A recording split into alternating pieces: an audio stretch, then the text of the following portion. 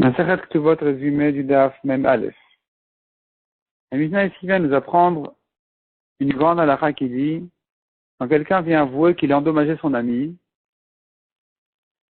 il y a des cas où il est patour. Il faudrait ici distinguer entre un vrai dommage ou bien une amende. Si c'est un dommage qu'il doit dédommager, il doit payer même s'il est venu l'avouer. Si ce n'est qu'une amende qui lui a été imposée par la Torah, il est patour. Et la Mishnah rentre donc dans les détails. Avant ça, d'abord, la Mishnah commence par dire quelqu'un qui vient avouer au Bedin et qui dit qu'il a séduit une fille. Lui, le knas, donc il ne le paye pas comme on a dit. C'est une amende. L'amende, il ne la paye pas tant qu'il n'y a pas de témoins qui sont venus l'accuser. Par contre, il y a des choses qu'il doit lui payer. C'est la honte qui lui a été causée, puis le pgam, combien elle a été dévalorisée par cela. Ça, c'est pas une question d'amende, donc ça, il doit payer. Mais l'amende, il ne la paye pas. De même, quelqu'un qui dit j'ai volé, il paye le capital, mais il ne paye pas le double ou le 4 ou 5 fois plus, quand dans les cas où la Torah a dit d'ajouter cette amende là de 4 ou 5 fois plus ou le double, il ne doit pas ajouter tout ça. De même, quelqu'un qui dit mon taureau a tué un tel ou a tué le taureau d'un tel, il doit payer ici. Mais s'il dit mon taureau a tué un esclave, il ne paye pas parce que la paye de l'esclave est une paye qui était fixée dans la Torah, peu importe la valeur de l'esclave, même s'il vaut beaucoup moins que le prix fixé par la Torah, il le paye quand même. Donc, c'est considéré comme un knas. Puisque c'est considéré comme un knas, eh bien, il ne paye pas quand il l'a avoué. La Gemara dit, pourquoi la Mishnah n'a pas parlé du cas du viol? Parce que c'est évident qu'il doit payer dans ce cas-là, bochet et pgam. La honte et le pgam, il doit payer dans ce cas-là, c'est évident. Il ne cause de tort à personne. Mais dans le cas où il dit qu'il a séduit, qu'elle a été d'accord avec ses rapports vulgaires, ici, il est en train maintenant de faire un mauvais renom à cette famille, à cette fille.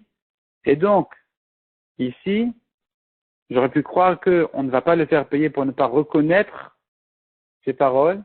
Et tu vois que notre Mishnah dit qu'il paye quand même. D'ailleurs, dit la Gemara, il y a une braïta qui pense pas comme notre Mishnah qui dit que dans ce cas-là, le Badi ne va pas reconnaître ses paroles, ne va pas accepter ce qu'il vient raconter sur cette fille, même si c'est a priori peut-être à son avantage de la fille, elle va gagner de l'argent, et même si son père est d'accord, et même si toute sa famille qui est ici est d'accord, il y a toujours quelqu'un qui sera gêné par cette histoire, et donc on n'a pas le droit, nous les Bedin, de reconnaître cette histoire qui n'a pas été vraiment soutenue par un témoignage réel, simplement c'est lui qui a avoué, peut-être elle aussi, eh bien, dans ce cas-là, le Bedin ne va pas le faire payer. La Gemara ensuite rentre dans une grande question du Khatin Ezek. Khatin Ezek, c'est-à-dire un taureau innocent qui est venu, qui a tué un autre taureau. Il a encore né, il a tué. C'est pas ordinaire, c'est pas normal. On pourrait dire, c'est pas de sa faute même. La Torah a dit, il paye un demi-Nezek. La moitié du dommage, il doit payer. La question, elle est à savoir, comment tu définis ce demi-Nezek? Et ce demi-dommage-là est considéré comme un dédommagement habituel, c'est quelque chose qui lui doit, ou bien c'est considéré comme une amende, pour qu'il garde ses taureaux dorénavant. Si je dis que c'est normal de payer ça, au contraire, la Torah a eu pitié de lui, elle lui a dit de se suffire de payer que la moitié alors qu'il aurait dû payer le double, enfin il aurait dû payer la totalité du dommage. Si tu dis comme ça, tu diras que s'il avouait de lui-même, il est chayav. Si tu dis non, c'est un knas, il devrait rien payer parce que c'est vraiment pas de sa faute. La Torah dit qu'il doit payer quand même la moitié pour apprendre à surveiller ses affaires, c'était son taureau dorénavant.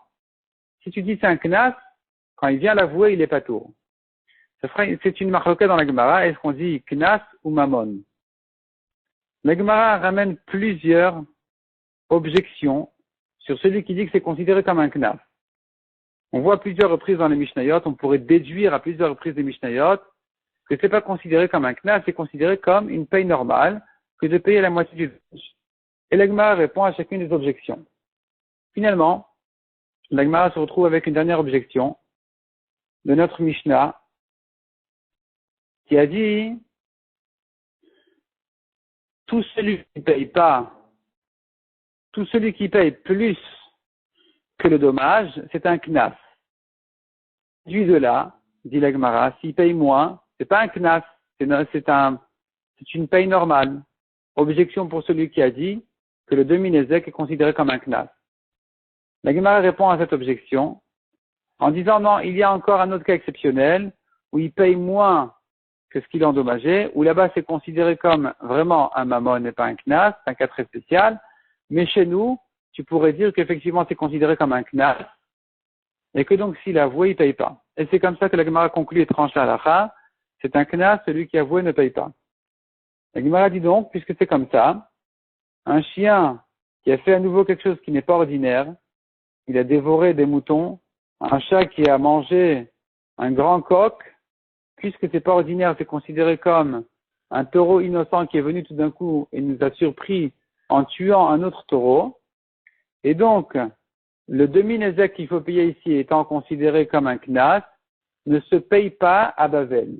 Puisque nous avons besoin pour cela de dayanim, des juges qui sont smuchim, qui ont la smicha, qui ne se trouvent en principe qu'en Eretz Israël, et pas à Bavel, donc on ne peut pas encaisser ce demi-nezek dans ces cas-là. Malgré tout, dit la Gemara, s'il est venu, le nizak, celui qui a été endommagé, il a pris tout seul l'argent sans demander quoi que ce soit à personne, on ne pourra pas, nous, le Bedin, lui sortir de la poche cet argent du Knas, même à Bavel. De même, s'il dit, fixez-moi un rendez-vous en Eretz Israël chez les Dayanim qui peuvent s'occuper de ça, on va l'écouter. Et si le mazik qui a endommagé désobéit, dit je ne veux pas aller en Eretz Israël, on le met en idouille. Et de toute façon, dit la Gemara, on doit le mettre en idouille tant que il ne résout pas son danger. Il a ici, je trouve qu'il a chez lui un chien dangereux, un chat dangereux, un taureau dangereux. Il n'a pas le droit de le garder chez lui, puisque nous avons une braïta de Rabbi Nathan qui dit, la Torah interdit de laisser à la maison des choses dangereuses, comme un chien ou même une échelle branlante. C'est interdit, comme dit la Torah, lotasim danim bevetechat. Ne mets pas du sang chez toi à la maison. Tu dois tâcher à ne pas laisser de danger chez toi à la maison. C'est pour ça que la Torah dit de mettre une barrière autour de son toit.